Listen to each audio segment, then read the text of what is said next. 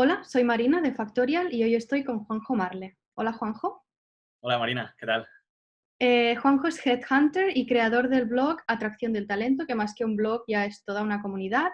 Realiza procesos de selección y formaciones en ESIN, que es la Escuela Internacional de Liderazgo y Desarrollo del Talento. Y ahora, Juanjo, estás trabajando más en una marca que se llama Falcon Executive Search, que está más centrada en Headhunting.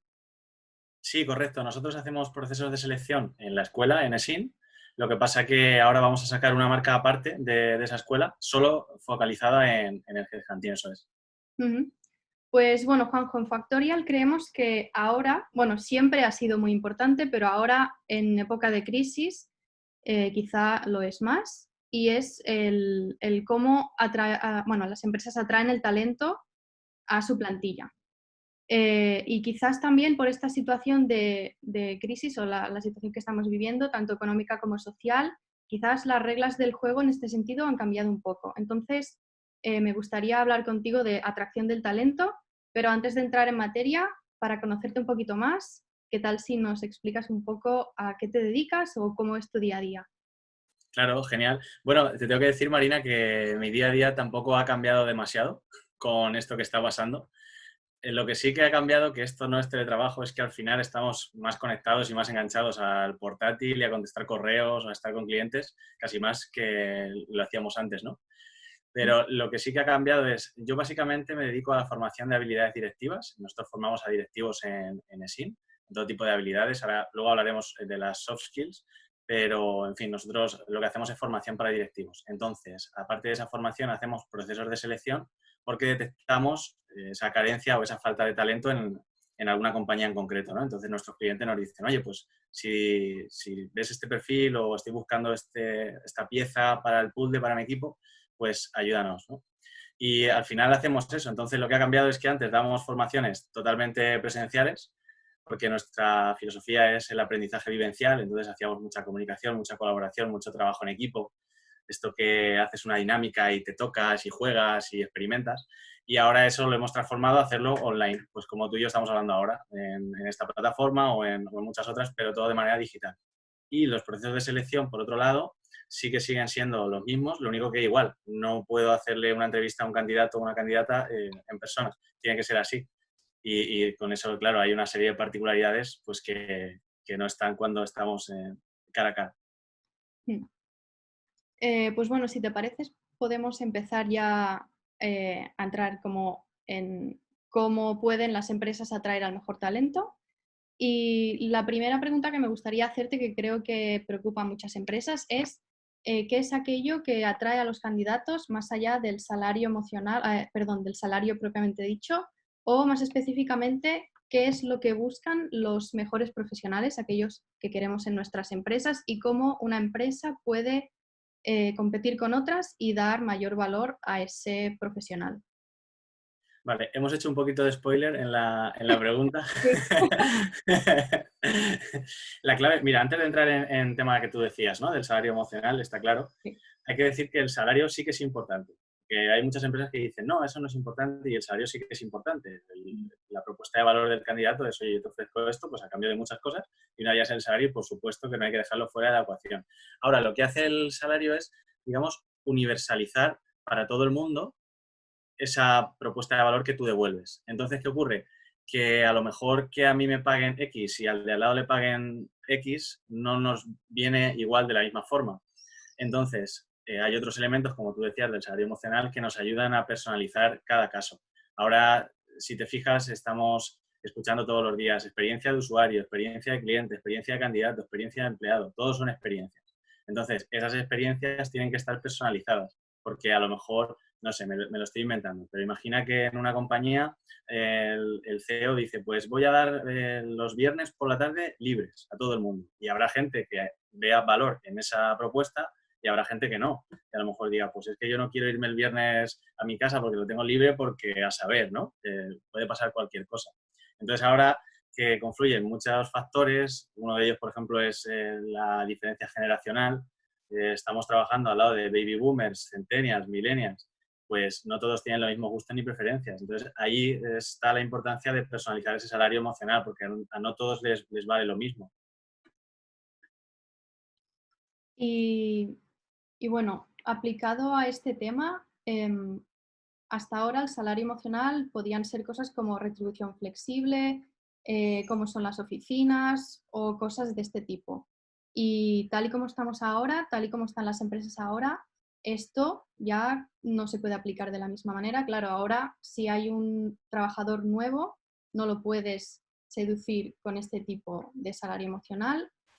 ¿Cómo se aplica el salario emocional ahora y cuáles crees tú que serán las tendencias o eso que se podrá dar, además del salario, en la época post-COVID o durante esta crisis? Mira, yo creo que lo que está pasando con el COVID, Marina, es que ha sido un acelerador. Entonces, esto que ha pasado iba a pasar antes o después. Lo que pasa es que hay muchos expertos, uno de ellos, Carlos Muñoz, ahora Máster Muñoz, que es un experto de Latinoamérica y, bueno, reconocido en todo el mundo de habla hispana, en liderazgo, dice que nos hemos despertado en 2025. Y lleva razón. O sea, antes parecía que esto nunca iba a llegar y ahora ha llegado y de golpe. ¿Qué ocurre? Que, por ejemplo, como tú decías, el salario emocional, muchas empresas, que además algunas son clientes nuestras, decían, pues vamos a hacer este tipo de propuesta para nuestros empleados y les hacían un descuento en gimnasios, por ejemplo. Entonces, bueno, ese es un tipo de salario emocional. Más allá de otras cosas que no hemos comentado, como el de, oye, pues estar bien, estar a gusto. No estoy hablando de la palmadita en la espalda, sino de verdad que hay empatía por el trabajador, en fin, todo este tipo de recursos, ¿no? Pero sí que es cierto que ahora va a estar un poquito más difícil, como tú dices, pero a base de estas herramientas y la tecnología que podemos usar nosotros, que luego hablaremos de ello, tenemos muchos datos para saber lo que está pasando. Con el Big Data nosotros podemos saber qué gustos tiene un empleado o un candidato. Podemos saber qué ofrecerle, qué quiere. Yo siempre digo, mira, hay un ejemplo, la atracción del talento hay muchos factores, ¿no? Pero uno de ellos es la visión y la cultura corporativa de una empresa. Entonces, siempre pregunto en las formaciones, ¿habéis visto el logo de Wall Street? Donde cuenta la historia de Jordan Belfort, cómo surge su compañía y, bueno, acaba en la cárcel, en fin. Pero esa compañía que funda Jordan Belfort en el logo de Wall Street no es una empresa sin valores. Hay mucha gente que pensará, esa empresa no tiene valores. No, los tiene. Lo que pasa es que son probablemente diferentes a los que tenemos el resto de nosotros. O no, no lo sé. Pero esa compañía atraía a ese tipo de perfiles. O sea, Mm, eran todos igual que Jordan Belfort, a otros niveles, pero claro, eran todos igual que él, con cosas que ahora tampoco nos vamos a detener en el aspecto de la película y de la novela, ¿no? Pero al final es la propuesta que crea la empresa, es como una pareja, ¿no? Entonces, vale, mm, estoy contigo, tú estás conmigo, pero ¿qué gano, qué pierdo? Y vamos a estar los dos a gusto. vale. Y bueno, ya yéndome al otro lado, en cuanto al talento que les interesa ahora a las empresas, ¿qué habilidades blandas o soft skills son las que interesan más con la nueva situación o las nuevas necesidades de las empresas, por así decirlo? Mira, aquí ocurre una cosa, Marina, y es que la empleabilidad bueno, ya del presente, iba a decir el futuro, pero ya del presente, tiene Mm, una forma de mancuerna o de pesa. Imagínate que yo tengo una pesa en las manos, entonces esta sería la barra y aquí estarían los dos discos. Entonces, en un extremo va a haber unos perfiles muy, muy específicos, digamos, el responsable de un departamento de administración o un jefe de arquitectura.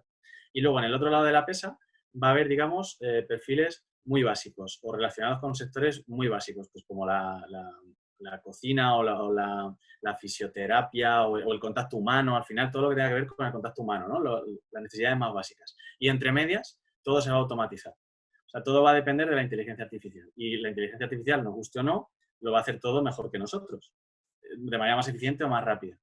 Entonces, partiendo de ahí, las habilidades que se están demandando ahora y van a ser las más demandadas en el futuro, según los estudios de LinkedIn y otras muchas plataformas, son aquellas que tienen que ver con las habilidades blandas. Que esto casi se puede decir que son las que tienen que ver con lo que nos hace más humanos a nosotros. Porque imagínate, ¿no? Vas al médico y, claro, te cura con la máxima tecnología, pero si luego un robot te dice que te vas a morir y te lo dice con voz de Terminator, pues no queda muy, muy humano y muy cercano, ¿no? ah, ¿Qué le falta a ese robot, a esa inteligencia? Empatía, le falta inteligencia emocional, le falta, bueno, iba a decir también creatividad, porque la creatividad es una de las habilidades que más se van a demandar también ahora en el futuro, pero es cierto que la inteligencia artificial también ya está avanzando en ese terreno, porque ya hay máquinas que crean spots publicitarios, que crean poemas. mm. Entonces, bueno, en definitiva, todo lo que tenga que ver con esa parte que nos hace más humanos. Creatividad, sobre todo aprender a aprender, esa adaptabilidad, Mm. inteligencia emocional. Y bueno, ya la última pregunta pues, bueno, en estas cuestiones. ¿De qué manera crees que está relacionado cómo atraes al talento y cómo lo retienes? O sea, cuando estás atrayendo el talento, ¿ya estás empezando a retenerlo o en qué momento estos dos conceptos se entrelazan? Claro, yo uso también el término, ¿eh? Soy el primero que lo usa. Lo que pasa es que no me gusta mucho lo de retener, porque retener casi tiene una connotación de dificultar la salida y imponer algo, ¿no? Lo que pasa es que si hablas de manutención o conservación parece que estás hablando de sardinas en lata. Pero